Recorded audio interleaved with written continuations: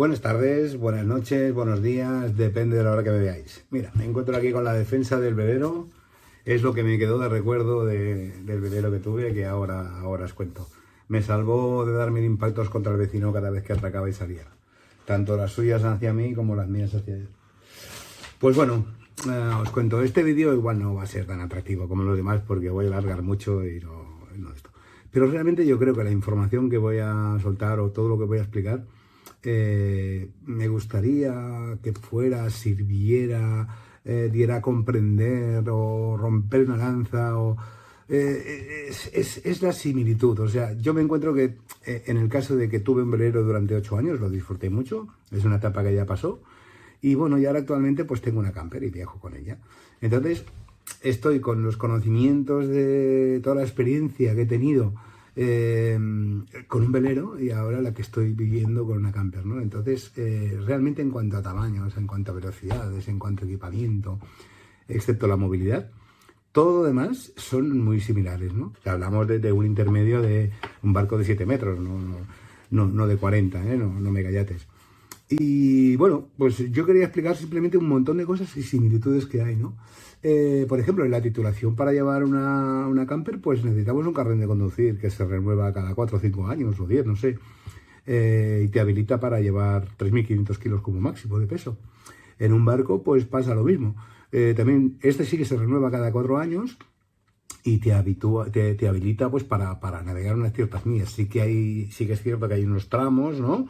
Como las motos, hasta 125, 2,5 y más, pues en los barcos también pasa lo mismo, ¿no? Pero ya con un simple PNV ya puedes navegar. No puedes salir de noche, pero sí que puedes con el PER pues andar 12 millas y irte muy lejos. A 12 millas la costa la ves, pero vamos, que no nada, ya te lo digo yo que no, al menos yo no llego.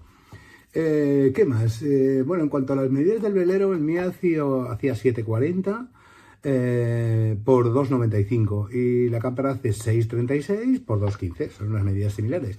Teniendo en cuenta que el velero en su parte de proa, en la parte de adelante, son cerrados, acaban en punta. Entonces, el espacio interior ahí te vale para dejar la bolsa y poco más. Debajo de ese espacio hay una bolsa triangular que caben 100 litros de agua y ese es nuestro depósito de aguas limpias de 100 litros. ¿Os suena de las camper 100 litros? Bueno, en cuanto a capacidades, pues lo mismo, 6 viajar, 4 dormir. También os suena de las camper, ¿no? 4 viajar, 4 dormir, no sé qué, pues es lo mismo. También tienes pues una puertecita pequeña que puedes correr o poner una cortina para tener intimidad. Es un espacio muy reducido con una mesa, una cocina, Vale. ¿Qué más? Se dispone de una cocina y una pica, un pequeño fregaplatos manual para poder tal. Ahí sí que hay una gran diferencia. En las campers tenemos un depósito de aguas grises, en el barco no. Entonces cuando tú levantas el tapón de la pica, eso va directo al mar y debajo hay animales. Entonces ahí hay que ser muy consciente cuando quitas el tapón de lo que estás tirando. Por supuesto jabones ecológicos, etcétera, etcétera. Todo lo que sea orgánico, pues ningún problema. Tiras por la boda y cuanto más les de comer, mejor, ¿no? Pero hay que vigilar en cuanto a eso. Eso sería en cuanto a aguas grises. En cuanto a aguas limpias, ya lo he dicho, llevamos un depósito de 100 litros con una bomba 12 voltios, ¿vale? Con el vaso expansor si quieres y tal, todo lo mismo. Con las aguas negras es otro problema. En el mar hasta 12 millas no puedes evacuar el inodoro, ¿vale? Es por un tema de sanidad, porque eso flota y llegaría todo a tierra.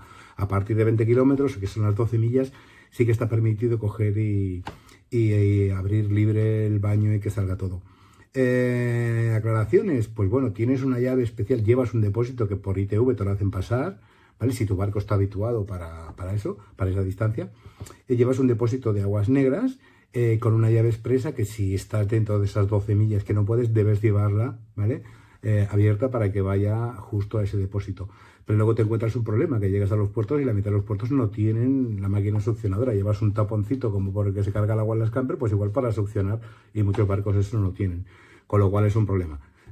Bueno, cuando vas de vacaciones pues ya te lo montas diferente, sueles ir a puertos y demás. ¿Qué más llevamos? Llevamos baterías, las baterías de servicio y la camper también, y la de motor. Llevamos el relé que comunica las dos baterías para que tu alternador o tu placa solar cargue directamente las placas, pero no pueda descargarlas cuando consumes nevera, luces, televisión y tal, no puedes descargarla de motor. En el mar sería mucho más grave quedarse sin batería porque no podrías arrancar el motor. Con un velero, pues mira, si estás en una calita a resguardo y se gira temporal, sacas las velas y bueno, si eres un poco audaz, puedes conseguir salirte airoso. Pero bueno. ¿Qué más? Detector de gas, detector de gas. Yo tengo el que llevaba en el velero, lo desmonté y lo puse en la camper, que es el mismo. Un extintor, un botiquín. El botiquín sí es diferente, porque en la camper llevamos un botiquín pues con hasta higueras y 4 tiritas y ya está. En el mar estás, como explicaré más adelante en cuanto a tiempos de navegación, estás muy lejos. Si te vas a 20 kilómetros para llegar, pues para 4 nudos tarda bastante. Entonces los botiquines los llevamos, son unos botiquines estándar que no son nada baratos, eso sí es verdad. Y en caso de problemas siempre hay un médico en la estación más cercana preparado por si tienes que intervenir, pues él sabe lo que llevas y te dice, la mano derecha tienes la vistorita, la mano izquierda tienes no sé qué. Entonces él sabe ya exactamente y te va dirigiendo. Hoy en día con los teléfonos, videoconferencia es mucho más práctico. Y bueno, si hay una persona que se ha dado un golpe, se está desangrando, tienes que socorrerla de alguna manera. No puedes decirle, bueno, espérate 7 horas que llegamos a puerto, ¿no? Eso sí que hay una diferencia en los botiquines. La centralita para ver en los niveles de aguas, encender luces, apagar luces, que vayan las bombas, que no vayan, son exactamente iguales. Iré poniendo bueno, al final pondré un montón de imágenes sobre estas cosas que voy explicando. La ducha en el lavabo, sí que es cierto que tenía, bueno, el mío no lo tenía, tienen un sumidero para ir, entonces con el grifo del lavabo te puedes duchar, pero bueno, dentro todo es madera, o al menos el mío era de madera, y no era aconsejable. Al final, pues bueno, te duchas más en verano que en invierno, entonces en invierno vas al puerto, te conectas, agua corriente, luz, y tienes el servicio de duchas, y con agua caliente, todo lo que tú quieras. Y en verano, pues bueno, una duchita en la popa, que es la parte de atrás del barco donde va la gente sentada y está la caña del timón o la rueda del timón en su caso, pues ahí está habituado para ello. ¿Qué más tenemos? Bueno, los barcos y las campers suelen ir todas con luces LED, ¿no? Porque es de bajo consumo y demás. Algunos en las campers llevamos una calefacción, la mía es a gas completamente, ¿no? La truma esta de gas. Y que va a decir, en el barco, pues bueno, suelen llevar al menos nosotros llevábamos un calefactor enchufado a 220 que era suficiente para generar una burbuja en un espacio tan pequeño de aire. La verdad es que pasabas calor. En cuanto a la movilidad, sí que es cierto que nosotros cogemos con la camper y en una hora nos pegamos 80 kilómetros y estamos en cualquier sitio. Y mira, pues parece que hace mal tiempo, no hace sol, vamos más para allá, miramos por internet y nos movemos y sales un fin de semana de 48 horas, has estado en 4 sitios que no pensabas ver y de lo que habías planteado al inicio no vamos, nada que ver. Y eso es una cosa pues que está muy bien. En un barco, si sales, tenéis que hacer 80 kilómetros. A ver, 80 kilómetros dividido entre 1,8 son 44 millas náuticas. Con suerte y a vela, con el motor si igual llegas. Al menos el mío era un barco lentito. Y vas a 4 nudos. Si tengo que hacer 80 kilómetros a 4 nudos, pues son 11 horas. En 11 horas pueden pasar muchas cosas. Entonces yo salgo del puerto y me voy. Y tengo que saber en todo momento qué puerto tengo más cerca, al que voy o del que he salido. Porque en caso de que haya temporal o pase cualquier cosa, cuál es el más cercano y si hay algún intermedio, tenerlo siempre controlado. Estoy pasando por este puerto, perfecto. Pues ahora lo tengo a 10 millas y el otro está para saber si puedo entrar. Siempre puedo entrar en un puerto y amarrarme donde sea en caso de urgencia, ¿vale? Aunque esté lleno y te digan que no, tú entras y no hay problema. ¿Qué más? Lo del punto intermedio, los utensilios que llevamos suelen ser los mismos, ¿no? O sea, al final platos, vasos, una escoba para fregar, mosquitos, antimosquitos, yo qué sé, las cosas que llevamos en la camper, es que son las mismas. De hecho, el equipamiento yo cogí, me lo trasladé y ahora con la camper lo tenemos todo así. Bueno, el caso es que yo, lo que decía al inicio, ¿no? Romper una lanza, hacer comprender, explicar, o yo según qué sitios digo, yo tuve un velero y la gente me dice, hostia, tío, pero tú ¿cuánto dinero ganas? Eso es para ricos, ¿no? Bueno, yo trabajo 9 horas cada día en un comercio, o sea, no invierto el sueldo así y me lo puedo, pues mira, si yo ahorro y me lo hago así, pues mejor para mí, si no, pues no, ya está. Pero una camper me ha costado 4 veces más. Entonces, la reacción de mi entorno es, hostia, y duermes en la calle, y eso no es muy cutre, te metes en campings y duermes en las ciudades allí, pues sí, cuando hago turismo, sí. No puedo fondear en la playa y poner ahí, eso no es cutre, sin embargo, y ahí las pasas canutas que están que estar pendiente de la luz, de la luz del mar, que sí, y bueno, en una ciudad aparcas, estás ahí la mar de bien, Y bueno, un poco el vídeo pretende ser eso, ¿no? Explicar, ya que hemos tenido nosotros la suerte de haber vivido esta experiencia durante 8 años y ahora estar viviendo casi 2 con la otra, pues las similitudes que percepcionamos nosotros, ¿no? De decir, ostras, pero si es lo mismo, ¿no? Incluso es mucho mejor, ¿no? Porque te puedes desplazar, te vas aquí, te vas allí, la movilidad que tienes es bestial, pues entonces, ¿por qué hay ese concepto generalizado de que la náutica es para ricos y las campers para no tan ricos? Es un error, es un error.